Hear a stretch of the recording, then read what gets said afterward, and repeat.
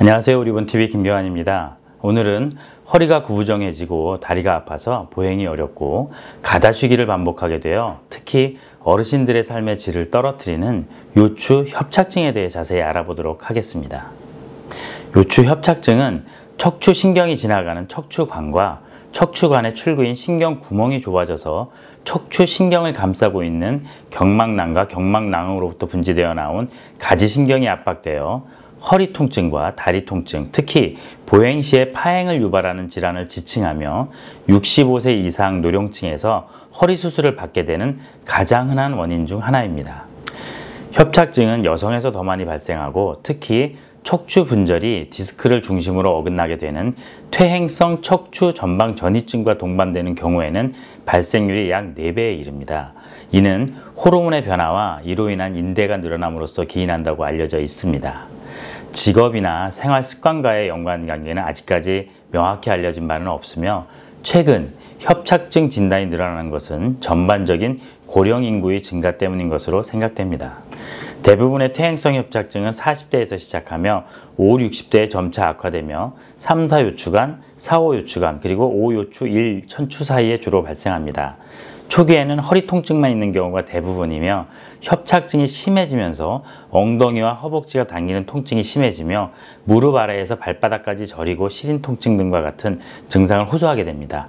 대개 이 시기에 병원을 찾는 경우가 많습니다. 먼저 협착증을 이해하기 위해서 척추관의 구조를 보면 척추관은 두뇌로부터 이어진 척추신경이 꼬리뼈까지 이어져 내려가는 통로 역할을 해줍니다. 척추관은 각각의 레벨에서 가지신경이 나가는 신경구멍을 양쪽으로 만들어주고 있습니다. 각각 척추 분절에서 척추관은 앞쪽의 디스크, 단면을 잘라서 본 겁니다. 앞쪽의 디스크, 양옆에 척추경, 뒤쪽에는 후관절과 후궁 사이에 있는 황색인대로 덮여져 있습니다. 협착증을 분류하자면 중심부 협착증, 관절 아래 협착증, 그리고 신경구멍 협착증과 아예 바깥쪽, 그 척추관의 바깥쪽에서 늘려는 신경외공 외측 협착증이 있습니다. 하지만 여기서는 가장 흔한 중심부를 중점적으로 설명드리겠습니다. 척추관 협착증은 디스크의 변성, 즉 퇴화로부터 시작하는데 우선 디스크 내부의 영양분 감소로 인해서 세포가 파괴되고 결과적으로 경과음을 잃으면서 디스크가 압박되어 앞쪽에서는 척추관 쪽으로 디스크가 팽윤되거나 뼈가 자라나게 되고 뒤쪽에서는 후관절염이 생기면서 역시 뼈가 자라나서 신경을 누르게 됩니다. 그리고 황색인대도 두꺼워져서 신경을 누르게 됩니다. 디스크가 낮아지면서 디스크 자체 높이가 낮아지면서 양옆에 척추경의 높이도 좁아지게 되어 신경공 협착증도 발생하게 됩니다. 협착증은 선천성과 후천성으로 나눌 수 있는데 후천성이 대부분이며 선천성 원인으로는 정상적인 발달 과정에서 척추관이 좁게 형성되거나 연골 무형성증성 외소증에서처럼 척추뼈의 발달 이상으로 나타나기도 합니다. 후천성 원인으로는 대부분 퇴행성이며 사고, 종양, 말단 비대증, 강직성 척추염 및 파제시병에서도 나타날 수 있습니다. 또한 앞서 말씀드린 것처럼 척추 전방 전이증에서도 흔히 동반될 수 있습니다.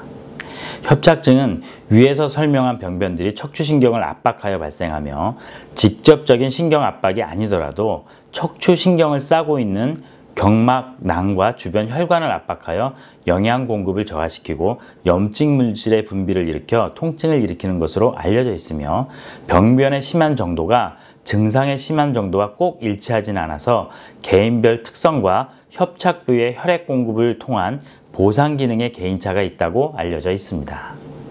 협착증의 전형적 증상은 허리 통증과 방사통 또는 신경인성 간헐적 파행증인데 특히 다리의 파행증이 협착증의 전형적 증상으로 걷거나 서 있을 때 엉덩이 통증을 호소하다가 서서히 허벅다리에서 무릎 아래 발바닥으로 내려가면서 저리고 쥐가 난다던가 화끈거리면서 시린 통증을 호소합니다. 증상은 쪼그려 앉거나 보행기를 잡고 허리를 숙이며 걸으면 호전되는데 이는 척추관이 굽힌 자세에서 넓어지기 때문이며 협착증을 가진 어르신들이 자전거를 타고 온 동네를 잘 다니시지만 자전거에 내려서 걸어서 집 안까지 들어가기 힘들어하는 경우가 전형적인 예입니다.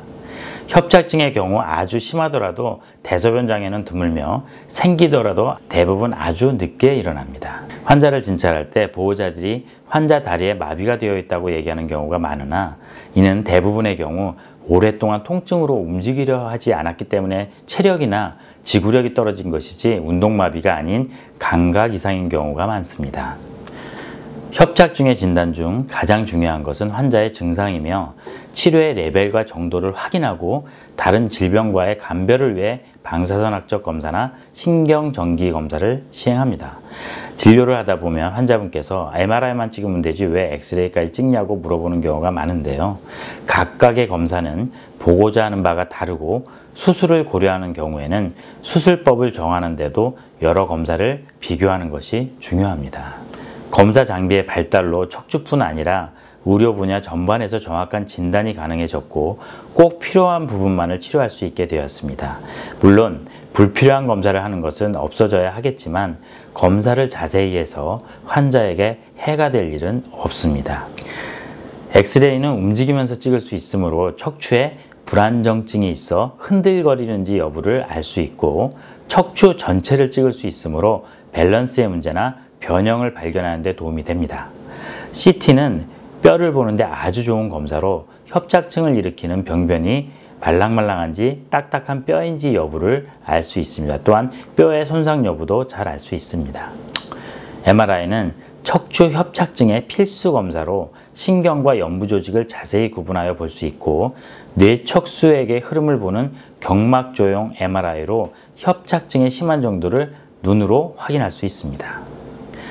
요추 협착증과 감별할 질환으로 먼저 가장 흔한 요추 디스크, 즉 요추 추간판 탈출증이 있으며 구분하는 방법으로는 요추 디스크는 허리를 앞으로 굽힐 때 통증이 심해지고 척추관 협착증은 허리를 뒤로 젖힐 때 통증이 심해집니다. 또한 허리 디스크는 서거나 걸을 때 통증이 좀 덜하지만 요추 협착증은 앉아서 쉬거나 쪼그려 앉을 때 허리 통증이 완화되는 느낌을 받을 수 있습니다. 척수병증과도 감별이 필요한데 척수증은 경추나 흉추 부위의 병변으로 인하여 척수가 압박됨으로써 유발되며 대부분 요통은 동반되지 않으면서 보행이 불편하거나 대소변 장애를 협착증보다 보다 흔히 호소합니다.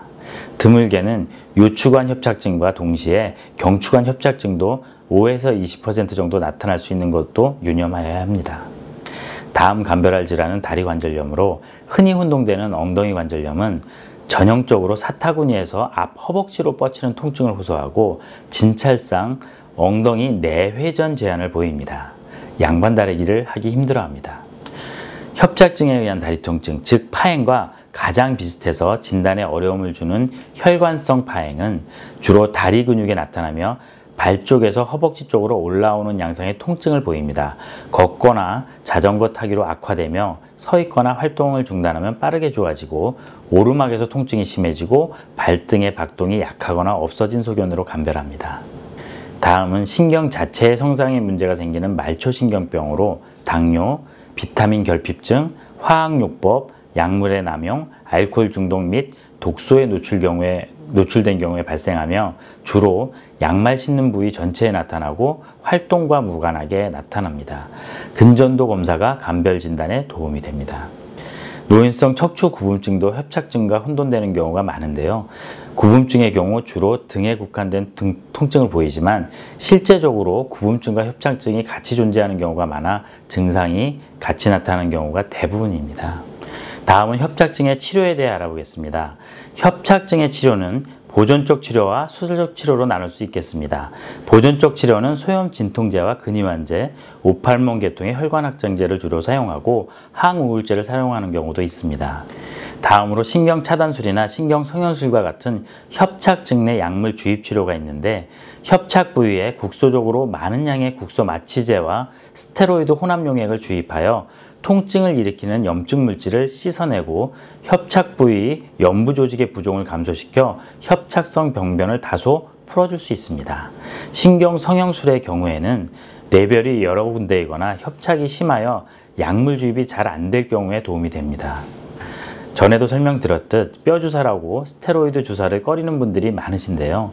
주치의 지시대로 정해진 용량과 횟수로 치료받을 경우에는 부작용이 거의 없는 주사치료제입니다. 협착증에서 운동요법은 자체로 효과를 얻기는 어렵고 비수술적 치료로 일단 호전된 상태를 유지하도록 하여 일상생활의 기능성을 향상시키며 아울러 증상의 재발을 막기 위함입니다. 또한 수술 후 결과의 호전과 재활을 위한 목적으로도 사용됩니다.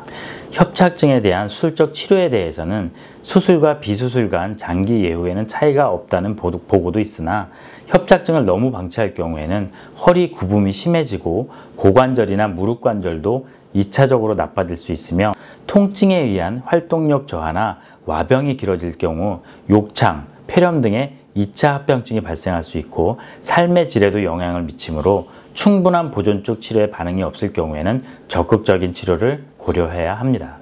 수술적 치료의 궁극적인 목표는 증상을 일으키는 신경의 감압인데 감압만 하는 경우와 관절 고정도 함께 하는 경우로 나눌 수 있습니다. 협착이 광범위하고 심하여 넓은 부위의 감압이 필요할 경우나 수술 전 심한 전방전이증 등의 불안정이 동반된 경우에는 나사 고정이 필요하며 단일 분절에 국한된 경우에는 감압술로도 충분합니다.